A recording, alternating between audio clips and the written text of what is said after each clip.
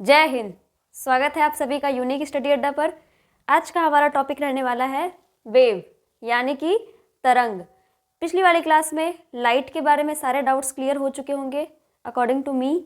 आज की वीडियो में हम सारे डाउट्स क्लियर करेंगे किस टॉपिक के बारे में, वेव के बारे में।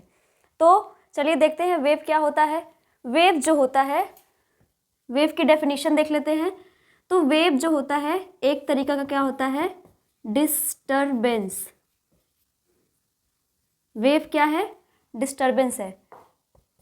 किसका, किसी माध्यम में। वेव किसी माध्यम में होने वाला डिस्टरबेंस है जो कि क्या करता है, बिना मूवमेंट के पार्टिकल का ट्रांसफर करता है। यानी कि वेव क्या है, एक तरीके का डिस्टरबेंस है। वेव किसी माध्यम में एक तरीके का डिस्टरबेंस होता है जो कि बिना एनर्जी का यूज किए पार्टिकल को एक जगह से दूसरी जगह तक ले जाता है। ये हो गई वेव के बारे में। वेव जो होता है वो दो प्रकार का होता है। वेव कितने प्रकार का होता है, यानी तरंगें कितने प्रकार की होती हैं, दो प्रकार की होती हैं। पहली तरंग जो होती है वो होती है यांत्रिक तरंगे, पहली तरंगे यांत्रिक तरंगे। दूसरी जो होती है अयांत्रिक तरंगे। दूसरे प्रकार के तरंगों को क्या कहते हैं हम, अयांत्रिक तरंगे कहते हैं। यांत्रिक तरंगे इनको क्यों कहते हैं, यांत्रिक तरंगे यानी इनको ट्रांसफर करने के लिए किसी भी यंत्र की जरूरत होगी। यंत्र से आप ये ना समझे कि मशीन की जरूरत होगी, बस एक माध्यम की जरूरत होती है। यानी यांत्रिक तरंगों के लिए क्या होती है, माध्यम की आवश्यकता होती है। अयांत्रिक तरंगों को माध्यम की आवश्यकता नहीं होती। अयांत्रिक तरंगों को हम EMW भी कहते हैं, इलेक्ट्रोमैग्नेटिक वेव, विद्युत चुंबकीय तरंगे। अयांत्रिक तरंगों को हम विद्युत चुंबकीय तरंगे भी कहते हैं। बहुत सारे बुक्स में ये भी लिखा हुआ है कि तरंगे दो प्रकार की होती हैं, पहली होती है यांत्रिक तरंगे, दूसरी होती है विद्युत चुंबकीय तरंगे। तो विद्युत चुंबकीय तरंगों को ही अयांत्रिक तरंगे कहा जाता है और अयांत्रिक तरंगों को ही विद्युत चुंबकीय तरंगे कहा जाता है। इसको शॉर्टकट में लिखा है EMW, जैसे BMW होता है वैसे EMW यहाँ पे है। तो अब यांत्रिक तरंगों के लिए माध्यम की आवश्यकता होती है, जबकि अयांत्रिक तरंगों के लिए माध्यम की आवश्यकता नहीं होती है। यांत्रिक तरंगे जो होती हैं वो दो प्रकार की होती हैं। यांत्रिक तरंगे भी कितने प्रकार की होती हैं, दो प्रकार की। पहला जो टाइप है वो अनुप्रस्थ तरंगे, दूसरा जो है अनुदैर्घ्य तरंगे। अनुप्रस्थ तरंगे और अनुदैर्घ्य तरंगे, ट्रांसवर्स वेव, ट्रांसवर्स वेव और लॉन्गिट्यूडनल वेव। ट्रांसफर वेव और लॉन्गिट्यूडनल वेव। तो फिर से एक बार रिवाइज कर लीजिए, वेव क्या होता है, तो तरंग किसी माध्यम में एक प्रकार का डिस्टरबेंस होता है जो कि बिना एनर्जी का यूज किए एक पार्टिकल को यहाँ से वहाँ ट्रांसफर कर देता है। तरंगे जो होती है वो दो प्रकार की होती है, मुख्य रूप से दो प्रकार की होती हैं। पहला होता है यांत्रिक तरंगे, दूसरा होता है अयांत्रिक तरंगे। अयांत्रिक तरंगों को ही हम विद्युत चुंबकीय तरंगे, शॉर्टकट में EMW भी कहते हैं। यांत्रिक तरंगों के लिए माध्यम की आवश्यकता होती है, जबकि अयांत्रिक तरंगों के लिए माध्यम की आवश्यकता नहीं होती है। यांत्रिक तरंगे फिर से दो प्रकार की होती हैं, अनुप्रस्थ तरंगे और अनुदैर्घ्य तरंगे। अनुप्रस्थ तरंगे ट्रांसवर्स वेव, अनुदैर्घ्य तरंगे लॉन्गिट्यूडनल वेव। अब इसको इरेज करके बारी बारी सबके बारे में पढ़ेंगे। हमारा मेन फोकस आज रहेगा विद्युत चुंबकीय तरंगों के बारे में। इसके बारे में हम बस थोड़ा बहुत ओवरव्यू आज देखेंगे। तो चलिए इसको इरेज कर लेते हैं।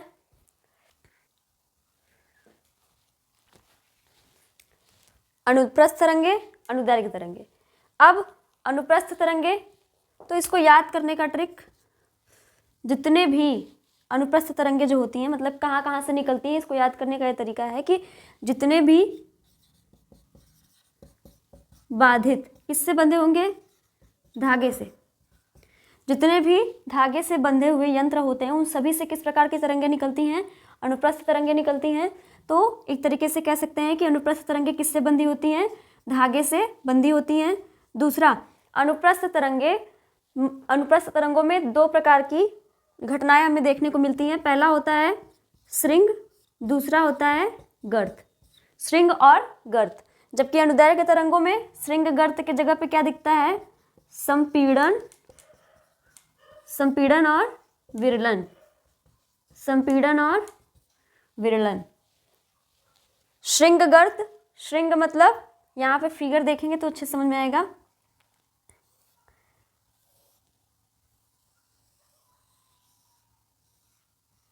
ये है एक अनुप्रस्थ तरंग का फिगर और ये है अनुदैर्घ्य तरंग का फिगर।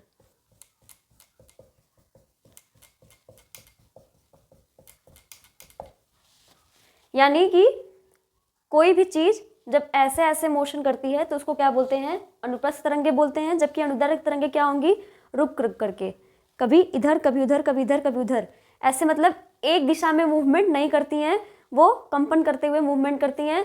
जबकि जो अनुदैर्घ्य तरंगे होती हैं, अनुप्रस्थ तरंगे होती हैं, वो एक दिशा के समानांतर मूवमेंट करती हैं।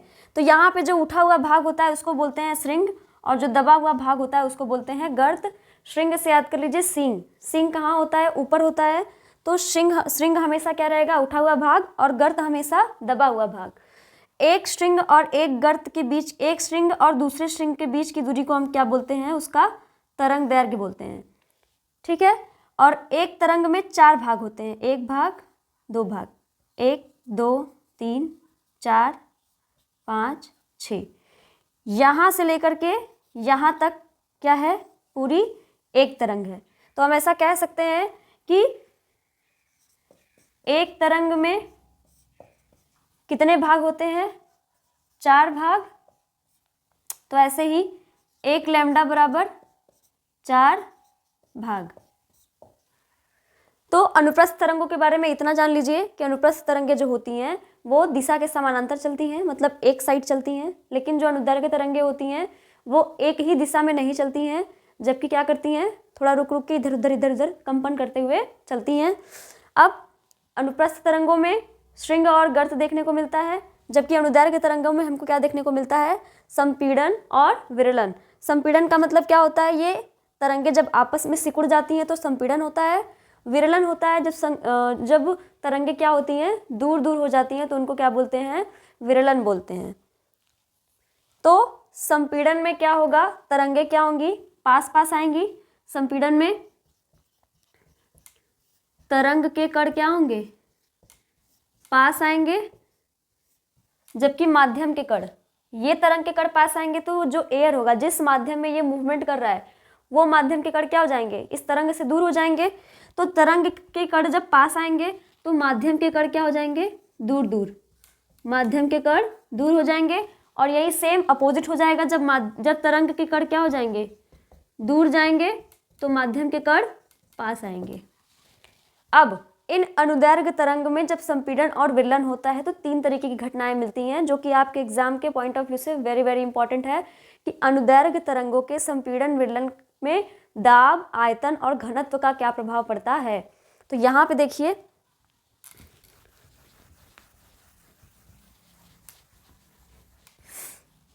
यहाँ पे हम देख लेते हैं संपीड़न, और ये हमारा हो गया विरलन।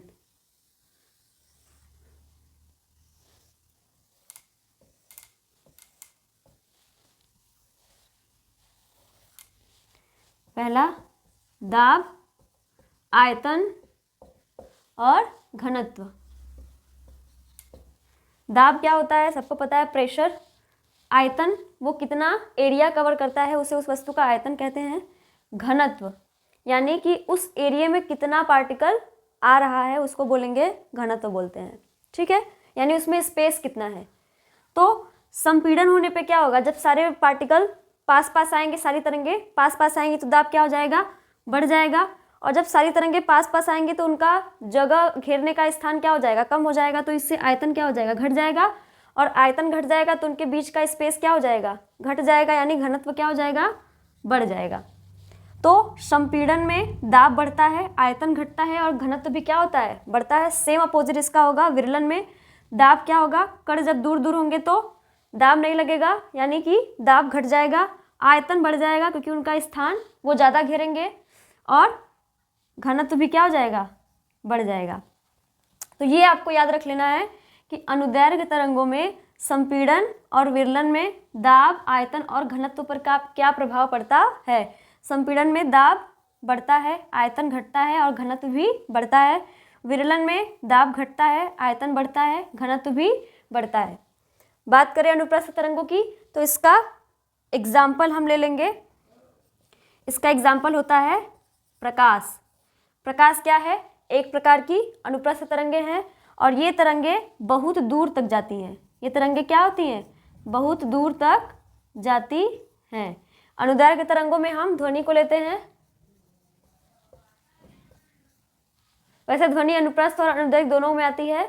डिफरेंस इतना होता है कि जब सतह के ऊपर चलती है तो वो अनुप्रस्थ में आती है, सतह के अंदर चलती है तो वो अनुदैर्घ्य में आती है। तो लेकिन इन जनरल हम देख लेंगे अनुदैर्घ्य तरंगे ध्वनि और अनुप्रस्थ तरंगों का एग्जाम्पल प्रकाश होता है। अनुप्रस्थ तरंगे कहाँ कहाँ से निकलती हैं? तो जितने भी धागे नुमा यंत्र होते हैं जैसे गिटार, वीणा, इन सभी से किस प्रकार की तरंगे निकलती हैं? अनुप्रस्थ तरंगे निकलती हैं। तो आई होप ये चीज़ आपको समझ में आ गई होगी कि अनुप्रस्थ तरंगे क्या होती हैं, अनुदैर्घ्य तरंगे क्या होती हैं। याद रख लीजिए कि अनुप्रस्थ तरंगे हमेशा एक ही दिशा में मूवमेंट करती हैं, यानी अगर मान लीजिए मैं अनुप्रस्थ तरंग हूँ तो मैं अगर मूवमेंट करूँगी तो ऐसे ऐसे ऐसे ऐसे, यानी मेरा फेस जिधर रहेगा मेरा मूवमेंट भी उसी तरह रहेगा। लेकिन अनुदैर्घ्य तरंगे लाइक पुष्पा, अनुदैर्घ्य तरंगों में क्या होता है? मूवमेंट एक दिशा में नहीं होता बल्कि घर्षण करके चलते हैं, फ्रिक्शन करके और फैल के चलते हैं। ठीक है, तो अनुप्रस्थ तरंगे का डायग्राम यहाँ पे बना हुआ है और अनुदैर्घ्य तरंगे बनाया था, अभी इरेज हो गया। तो अनुप्रस्थ तरंगों में श्रृंग गर्त देखने को मिलेगा, अनुदैर्घ्य तरंगों में संपीड़न और विरलन देखने को मिलेगा। अनुप्रस्थ तरंगों में प्रकाश एग्जाम्पल है और ये कहाँ कहाँ से निकलता है? तो गिटार, वीणा यानी जितने भी धागे नुमा यंत्र होते हैं उन सभी से अनुप्रस्थ तरंगे निकलती हैं। अनुदैर्घ्य तरंगे जो होती हैं उसका एग्जाम्पल है ध्वनि और अनुदैर्घ्य तरंगों में संपीड़न, विरलन में दाब, आयतन और घनत्व पर क्या प्रभाव पड़ता है ये भी हमने पढ़ लिया। अब हम पढ़ेंगे विद्युत चुंबकीय तरंगे क्या होती हैं और उनके कुछ गुण। इसको इरेज कर लेते हैं। विद्युत चुंबकीय तरंगे, विद्युत चुंबकीय तरंग की सबसे पहले परिकल्पना दी थी, यानी इसके बारे में बताया था किसने? मैक्सवेल ने। साइंटिस्ट का नाम क्या है? मैक्सवेल।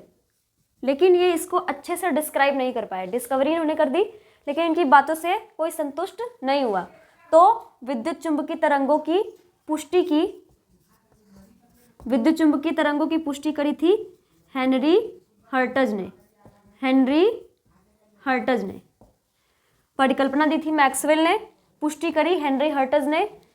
और इसके बारे में एक और साइंटिस्ट ने कहा था मैक्स प्लांक, जिनका इक्वेशन काफ़ी फेमस है। मैक्स प्लांक ने कहा था कि जो विद्युत चुंबकीय तरंगे होती हैं वो सीधी रेखा में गति न करके छोटे छोटे बंडलों के रूप में चलती हैं, छोटे छोटे पैकेट्स के रूप में चलती हैं। इन पैकेट्स को इन्होंने क्या कहा? फोटोन नाम दिया। जैसा कि सन में भी आप पढ़े होंगे कि सन के कोर वाले एरिया से, रेडियो एक्टिव एरिया से फोटोन के रूप में एनर्जी आती है। तो प्रकाश, विद्युत चुंबकीय तरंग जो होती है वो छोटे छोटे बंडलों यानी छोटे छोटे पैकेट्स के रूप में चलती है, छोटे छोटे पैकेट के रूप में चलती है। इन पैकेट को क्या कहा जाता है? फोटोन कहा जाता है। ये किसी ने नहीं, सबने नहीं कहा। किसने कहा? मैक्स प्लांक ने। तो एग्जाम में क्वेश्चन आ सकता है कि विद्युत चुंबकीय तरंगों को फोटोन यानी छोटे छोटे बंडलों के रूप में किसने देखा था, या ये ऐसा किसने कहा? तो आपका आंसर होगा मैक्स प्लांक ने। इन्होंने कहा कि ये छोटे छोटे बंडल जो हैं इनको फोटोन कहा और इसी पे एक इक्वेशन दिया था जिसको फॉर्मूला कहते हैं E बराबर एच न्यू, जहाँ पे E क्या है? एनर्जी है। E एनर्जी यानी कि ऊर्जा है। H जो है वो प्लांक का नियतांक है यानी प्लांक कांस्टेंट है।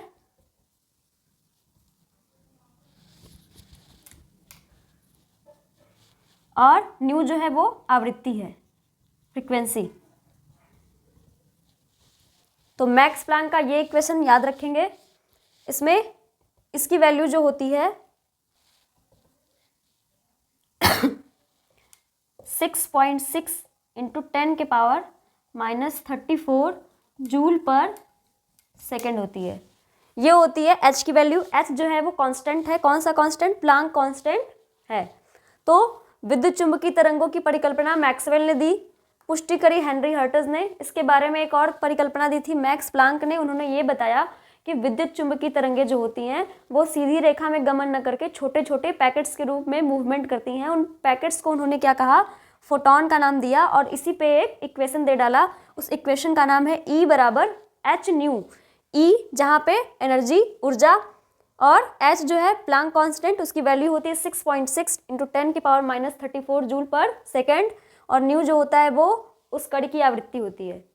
ठीक है, अब हम लोग देखेंगे विद्युत चुंबकीय तरंगों की कुछ क्वालिटीज़। ये तो हो गई थ्योरी की बात। तो विद्युत चुंबकीय तरंगें जो होती हैं, नाम है उनका विद्युत चुंबकीय तरंगें, लेकिन इन पर न तो विद्युत का कोई प्रभाव पड़ता है ना ही चुंबक का कोई प्रभाव पड़ता है। तो विद्युत चुंबकीय तरंगों में पहला पॉइंट हम लिख लेंगे कि इन पर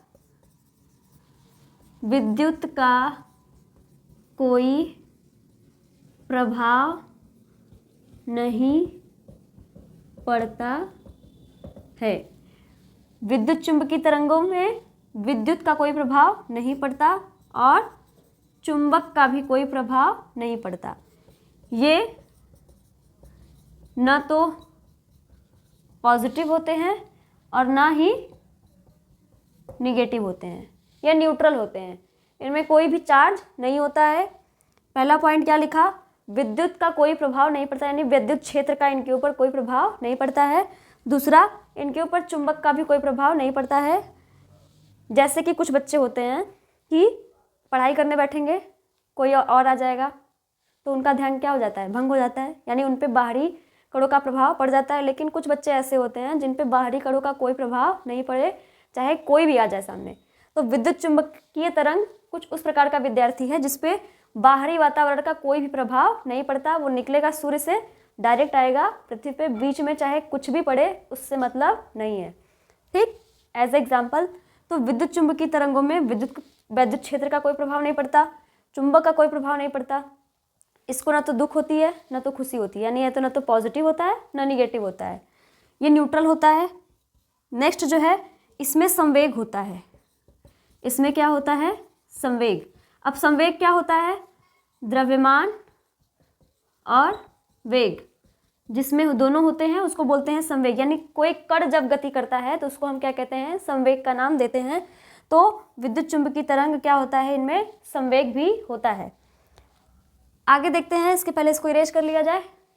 कौन कौन सी तरंगे विद्युत चुंबकीय तरंगे होती हैं और कौन कौन सी तरंगे विद्युत चुंबकीय तरंगे नहीं होती हैं। तो होती हैं जानने से पहले ये जान लीजिए कि कौन कौन सी तरंगे विद्युत चुंबकीय तरंगे नहीं होती हैं। विद्युत चुंबकीय तरंगे नहीं है हमारा अल्फा वेव, बीटा वेव। अब गामा नहीं होगा, गामा विद्युत चुंबकीय तरंग होता है। फिर हो जाएगा कैथोड वेव,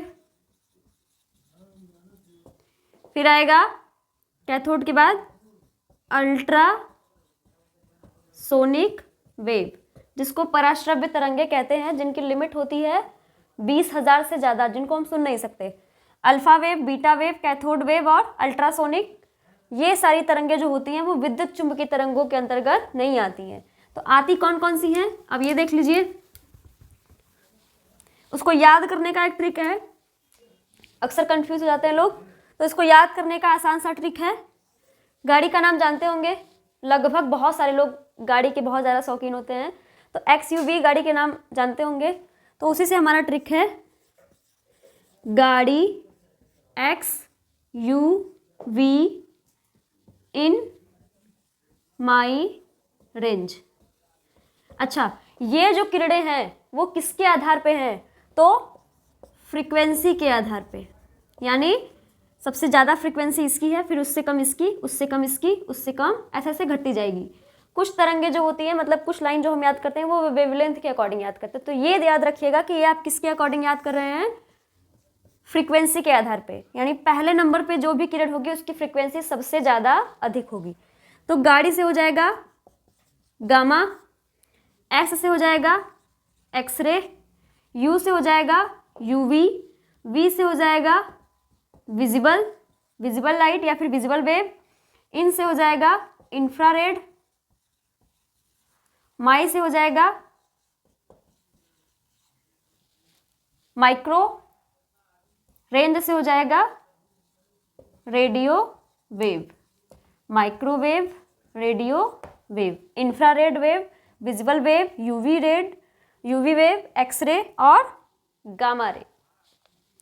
तो ये सारी तरंगे जो हैं गाड़ी X U V in my range, गाड़ी X U V in my range, गाड़ी से गामा, एक्स से एक्सरे, यू से यूवी, वी से विजिबल, इन से इंफ्रारेड, माई से माइक्रोवेव, रेंज से रेडियो वेव। तो जैसा कि मैंने बताया कि ये सारे के सारे जो वेव्स हैं वो सारे के सारे क्या हैं, फ्रीक्वेंसी के आधार पे हैं। तो इसमें सबसे ज़्यादा फ्रीक्वेंसी किसकी होगी, गामा किरण की होगी, गामा की फ्रीक्वेंसी सबसे ज़्यादा होगी। तो एक बात और याद रखिए कि फ्रीक्वेंसी अगर ज़्यादा है तो वेवलेंथ क्या हो जाएगा, कम हो जाएगा, कि फ्रीक्वेंसी का उल्टा क्या होता है, वेवलेंथ होता है। क्यों होता है, जैसे मैंने अभी बताया था कि अनुप्रस्थ तरंगें जो होती हैं ऐसे होती हैं। तो मान लीजिए कोई छोटा सांप है, एग्जाम्पल ले लीजिए, कोई छोटा सांप है, वो जब मूवमेंट करता है तो वो बड़े सांप की अपेक्षा क्या होता है, अपने शरीर को बहुत ज़्यादा बार मोड़ता है।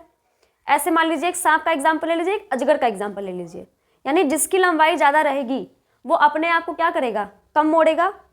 जैसे अजगर है, वो जब चलता होगा तो एक छोटे सांप की अपेक्षा अपने आप को क्या करता होगा, कम मोड़ता होगा।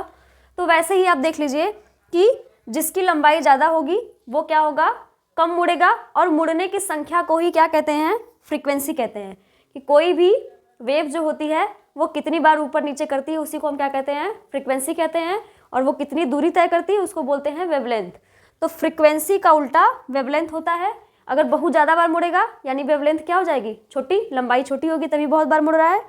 और जैसे एग्जाम्पल होता है ना, अधजल गगरी छलकत जाए, वही होता है कि जो छोटा रहता है, जिसके पास कम ज्ञान रहता है, बहुत ज़्यादा कूदता है। सेम ऐसे जिसकी वेवलेंथ कम होगी उसकी फ्रीक्वेंसी ज़्यादा होगी, और जिसकी फ्रीक्वेंसी ज़्यादा होगी वो ऑटोमेटिकली उसका वेवलेंथ क्या हो जाएगा, कम ही रहेगा।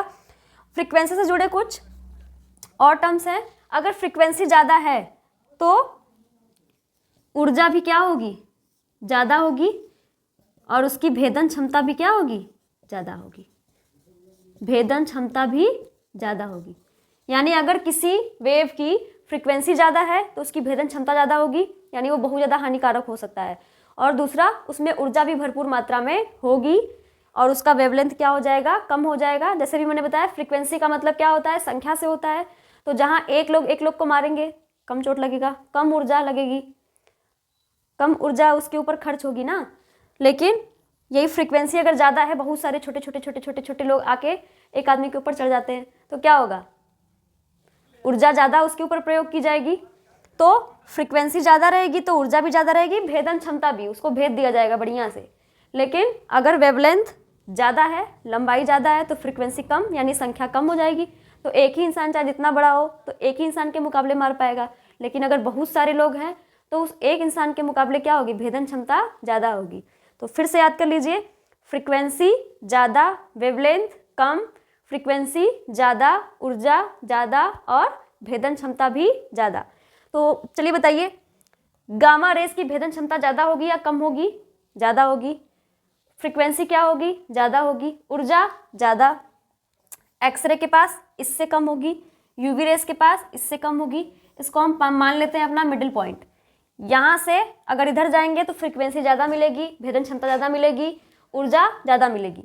इधर से अगर हम इधर जाते हैं, इंफ्रारेड, माइक्रोवेव, रेडियो वेव, इधर जाते हैं तो हमको वेवलेंथ ज़्यादा मिलेगा, फ्रीक्वेंसी कम मिलेगी, ऊर्जा कम मिलेगी, और भेदन क्षमता भी कम मिलेगी। ठीक है। तो गाड़ी X U V in my range, gamma rays, X rays, UV rays, visible light, visible rays, infrared, microwave, radio wave. Frequency ज़्यादा, वेवलेंथ कम, ऊर्जा ज़्यादा, और भेदन क्षमता भी ज़्यादा। तो इसको याद रख लीजिएगा, गाड़ी X U V in my range, gamma, X ray, UV, visible, infrared, microwave, radio wave. बाकी सब चीज़ों का तो हिंदी सेम होता है। एक विजिबल का होता है हिंदी दृश्य प्रकाश या फिर दृश्य तरंग, माइक्रोवेव सूक्ष्म तरंग, इंफ्रारेड का होता है अवरक्त तरंग, अवरक्त तरंग। तो ये क्लियर हो गया होगा आई थिंक। अब हम देखेंगे कि इन सारी रेज का, इन सारी वेव्स का, तरंगों का यूज़ कहाँ कहाँ करते हैं। तो आप अपने से अंदाज़ा लगा सकते हैं, जिसकी भेदन क्षमता ज़्यादा होगी उसका यूज कहाँ करेंगे, बहुत ज़्यादा उससे ऊर्जा निकल रही है तो इसका करते हैं परमाणु विकिरण में। परमाणु विकिरण में इसका प्रयोग करते हैं। चलिए इसको साफ कर लेते हैं, फिर आराम से समझेंगे। गामा रेज जो होता है उसकी फ्रीक्वेंसी ज़्यादा, एनर्जी ज़्यादा, वेवलेंथ कम होती है, तो ऊर्जा ज़्यादा रहेगी, तो इसका यूज हम करते हैं किसमें, परमाणु विकिरण में।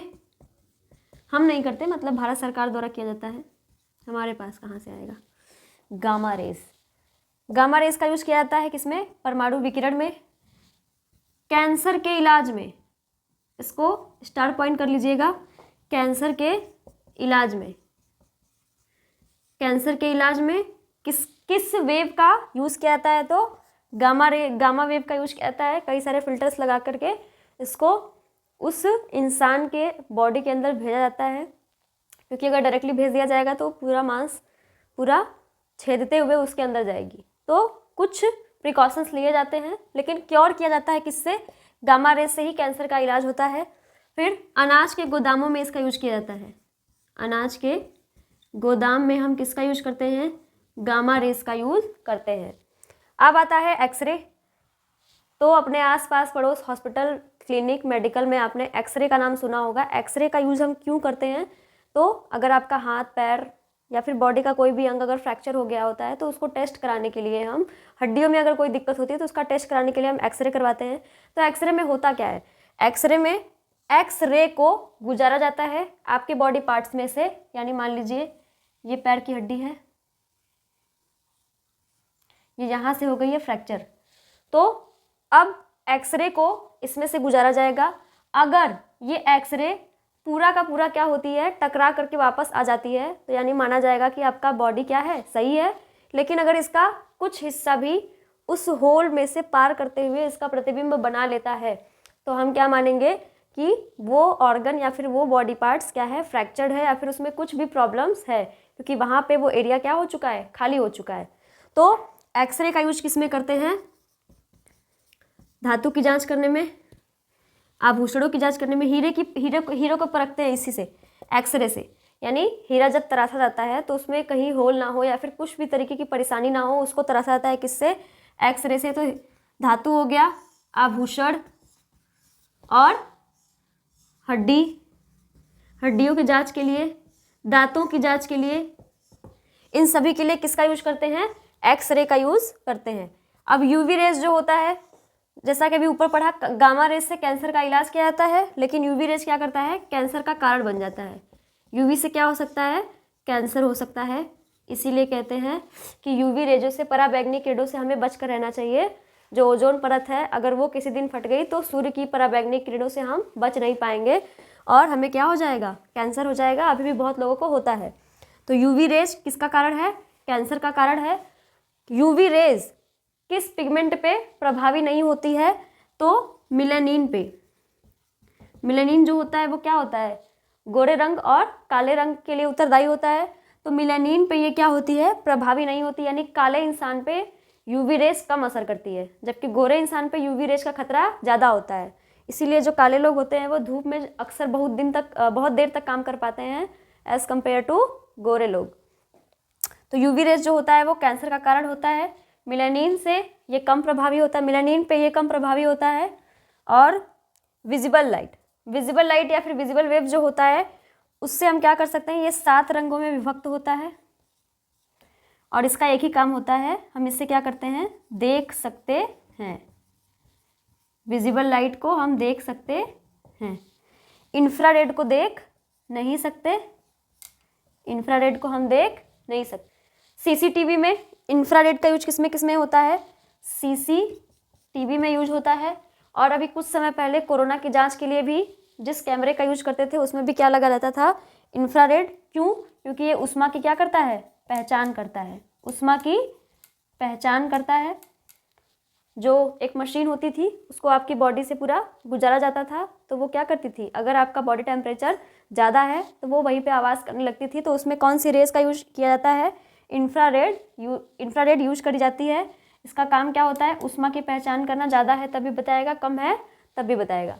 माइक्रोवेव का यूज होता है डिश टीवी में। डिश टीवी, माइक्रोवेव जो खाना गर्म करने वाला होता है उसका नाम ही है माइक्रोवेव, और यूज भी इसमें क्या होता है? माइक्रोवेव होता है।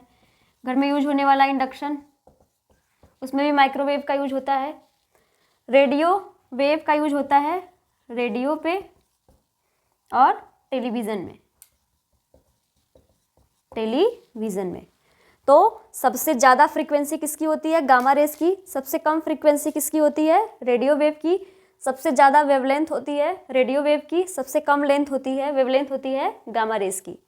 विजिबल लाइट को आप बीच का सेंटर मान के चलें। विजिबल लाइट के इस साइड फ्रीक्वेंसी, ज़्यादा फ्रीक्वेंसी वाले इंसान, इस साइड कम फ्रीक्वेंसी वाले पाए जाते हैं वेव्स। अब हम देखेंगे कि ये सारे जो वेव्स हैं इनके खोजकर्ता कौन कौन है। बाई ट्रिक देखेंगे और उनका तरंग दैर्घ्य का वैल्यू देखेंगे और फ्रीक्वेंसी की वैल्यू देखेंगे, जो कि आपके एग्जाम में पूछी जाती है।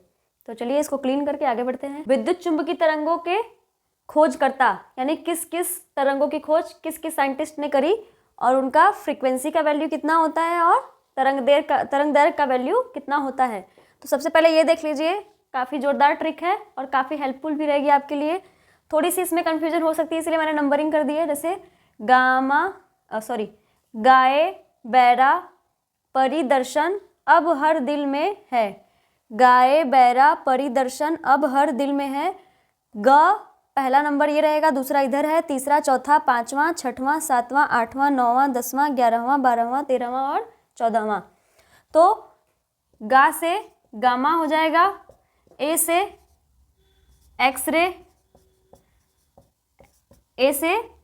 हो जाएगा, प से पराबैंगनी यानी यूवी रेज, दर्श से दृश्य तरंग यानी विजिबल रेज, अव से अवरक्त इंफ्रारेड, दिल से दीर्घ, ल से लघु और दोनों में लगा दे रेडियो, यानी ये माइक्रोवेव, ये रेडियो वेव।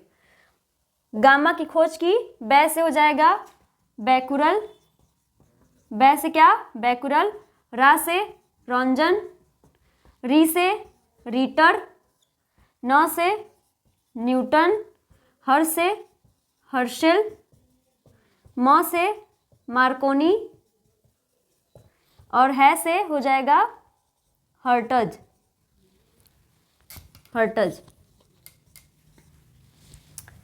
गामा की खोज की बैकुरल ने, एक्सरे की खोज की रॉन्जन ने, पराबैंगनी किरणों की खोज की रीटर ने, दृश्य यानी विजिबल रेज की खोज की न्यूटन ने, अवरक्त यानी इंफ्रारेड की खोज की हर्शेल ने, रेडियो वेव्स की खोज की मार्कोनी ने और माइक्रोवेव की खोज की हर्टज ने।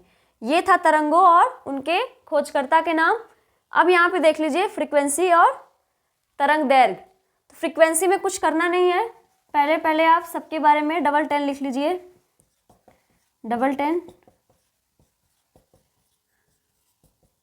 यानी इतने से इतने तक लिख लिया। 1 2 3 4 5 6 7 7 विद्युत चुंबकीय तरंगे होती हैं मुख्य रूप से। अब ये है तरंग दैर्घ्य। तरंग दैर्घ्य जो होता है उसको लैम्डा से दिखाते हैं और लैम्डा को नापते हैं हम मीटर में। तो यहाँ पे डिफरेंस देख लीजिए फ्रीक्वेंसी और वेवलेंथ के बीच में। फ्रीक्वेंसी जहाँ 10 की पावर 20 है, वहीं वेवलेंथ क्या है? माइनस में दिखा रहा है, यानी फ्रीक्वेंसी का उल्टा होगा क्या? वेवलेंथ, और वेवलेंथ का उल्टा फ्रीक्वेंसी। तो गामा रेज की फ्रीक्वेंसी 10 की पावर 20 से लेकर 10 की पावर 18 तक होती है, जबकि वही वेवलेंथ की बात करें तो उसकी होती है 10 की पावर 14 से लेकर 10 की पावर -10 मीटर। ये तीनों लगभग सेम होते हैं, यानी 10 के पावर में होता है। दृश्य प्रकाश की बात करें, विजिबल रेज की बात करें तो 3.9 इंटू 10 की पावर -7 से लेकर 7.8 इंटू 10 की पावर -7 मीटर तक होता है। वहीं अवरक्त यानी इंफ्रारेड में 7.8 इंटू 10 की पावर -7 से लेकर 10 की पावर -3 मीटर तक होता है वेवलेंथ।